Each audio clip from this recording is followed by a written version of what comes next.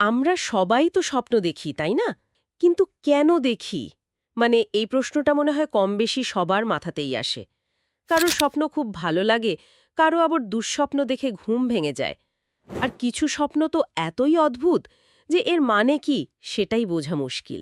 একদম ঠিক। আর আজকে আমরা ঠিক এই ব্যাপারটাই একটু খতিয়ে দেখব। মানে স্বপ্ন নিয়ে আমাদের হাতে যে তথ্যগুলো আছে সেগুলোর গভীরে যাব। এই তথ্যে কিন্তু দুটো দিকই আছে। একদিকে বিজ্ঞান কি বলছে, আর অন্যদিকে কিছু রহস্যময় বা অলৌকিক ব্যাখ্যা উঠে এসেছে। হ্যাঁ, সেটাই। আর দেখা যাক এই তথ্যের ভিত্তিতে স্বপ্নের কারণগুলো ঠিক কি হতে পারে। চলুন তাহলে শুরু করি বিজ্ঞান কি বলে সেটা দিয়ে। আচ্ছা, সূত্রগুলো বলছে যে ঘুমের মধ্যেও নাকি আমাদের মস্তিষ্ক বেশ সক্রিয় থাকে, বিশেষ করে REM ঘুম, মানে র্যাপিড আই মুভমেন্ট পর্যায়ে। হ্যাঁ, একদম। এই রেম ঘুমের সময়ে মস্তিষ্কের কিছু অংশ, যেমন ধরুন আবেগের কেন্দ্র অ্যামিগডালা, সেটা নাকি জেগে থাকার সময়ের থেকেও বেশি অ্যাক্টিভ হয়ে যায়। কিছু তথ্য অনুসারে এই অ্যাক্টিভিটি দিনের বেলার চেয়ে প্রায় 30% বেশি হতে পারে। মানে এই কারণেই হয়তো অনেক সময় খুব আবেগপ্রবণ স্বপ্ন বা দুঃস্বপ্ন দেখি আমরা। তার মানে মস্তিষ্ক তখন ঠিক বিশ্রাম নিচ্ছে না, বরং অন্য ধরনের একটা কাজে ব্যস্ত। ঠিক তাই। মানে মস্তিষ্ক তখন সারাদিনের জমানো অজস্র তথ্য, অভিজ্ঞতা, আমাদের ভয়, ইচ্ছা, পূরণ না হওয়া আকাঙ্ক্ষা, এই সব কিছুকে এই একরকম গুছিয়ে নেয় বা প্রসেস করে। আর এই পুরো প্রক্রিয়াটাই আমাদের সামনে অনেকটা সিনেমার মতো করে আসে স্বপ্ন হিসেবে। ইন্টারেস্টিং। তথ্যে এটাও দেখলাম যে বিশেষজ্ঞরা বলছেন স্বপ্ন নাকি স্মৃতিকে গোছাতে সাহায্য করে, মানে মেমোরি কনসলিডেশন, এমনকি ভবিষ্যতের জন্য মস্তিষ্ককে তৈরি করার একটা মহড়া বা রিহার্সাল হিসেবেও কাজ করে। এটা তো বেশ আকর্ষণীয় ব্যাপার। অবশ্যই আকর্ষণীয়। কিছু সূত্র এমনও বলছে যে স্বপ্ন হয়তো আমাদের সমস্যা সমাধানেও সাহায্য করে। মানে দিনের বেলায় যেটার সমাধান পাচ্ছি না, ঘুমের মধ্যে মস্তিষ্ক হয়তো অন্য অ্যাঙ্গেল থেকে ভেবে সেটার একটা পথ বের করে ফেলে।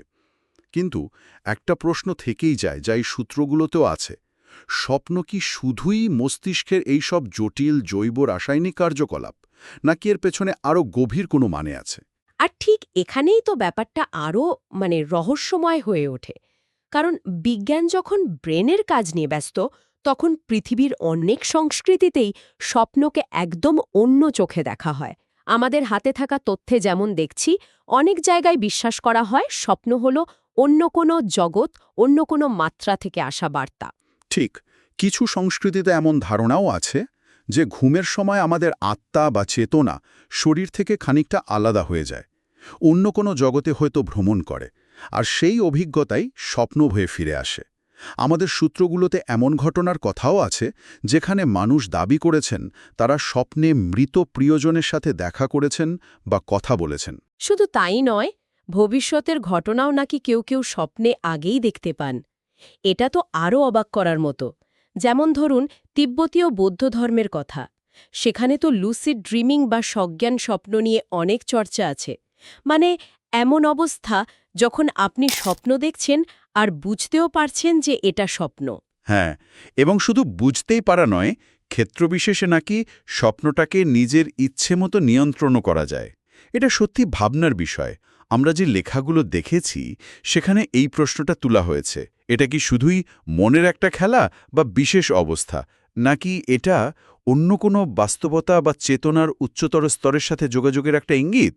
বিজ্ঞান কিন্তু এর পুরোপুরি ব্যাখ্যা এখনো দিতে পারেনি। হুম। সব মিলিয়ে দেখলে একটা জিনিস পরিষ্কার, যাই সূত্রগুলো থেকে বোঝা যায়, বিজ্ঞান অনেক এগিয়েছে, কিন্তু স্বপ্ন বিষয়টা এখনো অনেকটাই রহস্যে ঢাকা। গবেষণা যত এগোচ্ছে ততই যেন নতুন নতুন প্রশ্ন সামনে আসছে। এর কাজটা কি বা কারণটাই বা কি, তা নিয়ে বিজ্ঞানীরা এখনো পুরোপুরি একমত নন। তবে একটা জিনিস মনে হয় স্পষ্ট, যা এই আলোচনার তথ্যগুলো থেকে উঠে আসছে, স্বপ্ন শুধু ঘুমের একটা অংশ নয়। এটা অনেকটা আমাদের অবচেতন মনের আয়নার মতো, তাই না? একদম। মানে আমাদের মনের গভীরে যে ভাবনা, যে ভয়, যে আনন্দ বা অনুভূতিগুলো থাকে, যা আমরা হয়তো দিনের বেলায় প্রকাশ করি না বা হয়তো করতে পারি না, সেগুলোই রাতের স্বপ্নের পর্দায় ভেসে ওঠে। ঠিক তাই। তাহলে দেখা যাচ্ছে স্বপ্নের ব্যাখ্যায় বিজ্ঞানের যুক্তি আর বিভিন্ন আধ্যাত্মিক বা রহস্যময় বিশ্বাস, এই দুটো ধারা পাশাপাশি চলছে, যেমনটা আমাদের পর্যালোচিত তথ্যগুলোতেও দেখলাম কোনো একটাকেই শায়দ চূড়ান্ত বলা যাচ্ছে না। একদম, দুটো দিকেরই গুরুত্ব আছে। শেষ করার আগে দর্শকদের জন্য একটা প্রশ্ন রেখে যাই, যা আমাদের সূত্রগুলোতে উল্লেখ করা হয়েছে। আচ্ছা, সম্প্রতি দেখা আপনার কোনো স্বপ্ন কি শুধুই মস্তিষ্কের এলোমেলো ছবি ছিল, নাকি তার গভীরে আপনার জন্য কোনো বিশেষ অর্থ বা ইঙ্গিত লুকিয়ে থাকতে পারে? এটা নিয়ে বরং একটু ভাবা যেতে পারে, তাই না?